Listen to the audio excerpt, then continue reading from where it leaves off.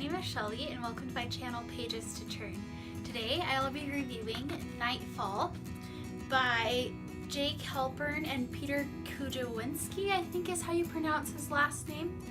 So I gave this book a 3 out of 5 stars on Goodreads because while it was interesting and the concept was great, I just didn't feel like it deserved a 4 or 5. Like, it wasn't a memorable book and one that I didn't really like.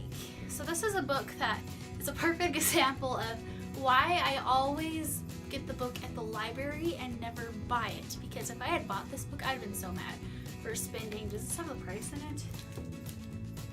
I'd have been so mad for spending $18 on this book. Totally not worth it. Nope.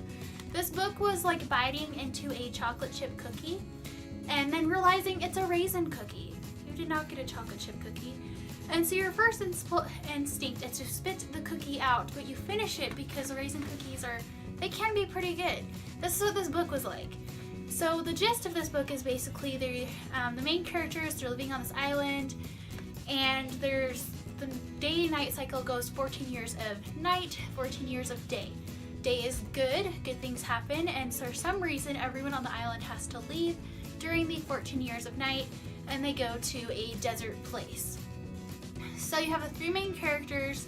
There's Marin, then there's Line, weird name for a character, I know, and then there's the other one that's like the twin brother of Marin, but I cannot remember his name. It starts with a K. Let's see if I can find it.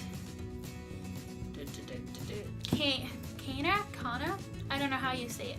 But that's like the 3 main peoples in this book.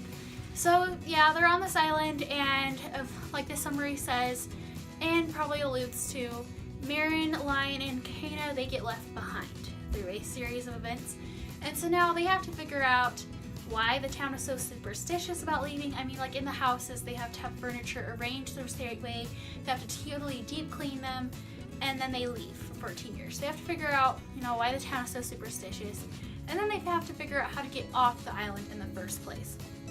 Now, I saw that the authors might be making a sequel to this book. If so, I might read it because this one, like the ending, I didn't understand at all. I mean, it made no sense. I mean, if you're gonna have an epilogue, make something happen further in the future. Like, not basically like an extension of a chapter, the epilogue was.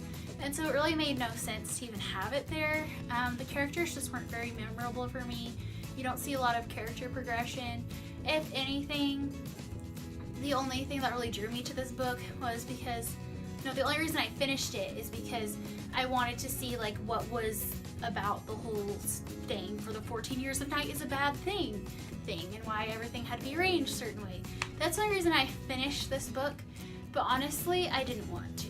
Like this one, it was like a raisin cookie. You don't want to finish the cookie, but sometimes you just feel like you have to be polite to whoever made the cookie. Like this book, I wanted to finish it to figure out what happened, to be polite to the authors. So this is probably going to be one of my disappointments of 2016. I was expecting something so much different than this book and what it was. I wanted it to be better. Like, I really did. And so, in short, would I recommend this book to anyone? No? I don't think I would, because I just don't feel like it's worth anyone's time. Like, if you're really bored and have nothing else to read, like, yeah, go ahead. If you were stranded on a desert island and had this book with you, yeah, go ahead and read it. Would I buy this book? As I said at the beginning, this book is the reason I buy books at the library. I don't want to waste money on books I'm not going to ever read again and I didn't like. This one, I finished it on, I think it was Saturday. Today is Monday when I'm filming this. I've already forgotten half of the contents because it's just not that memorable.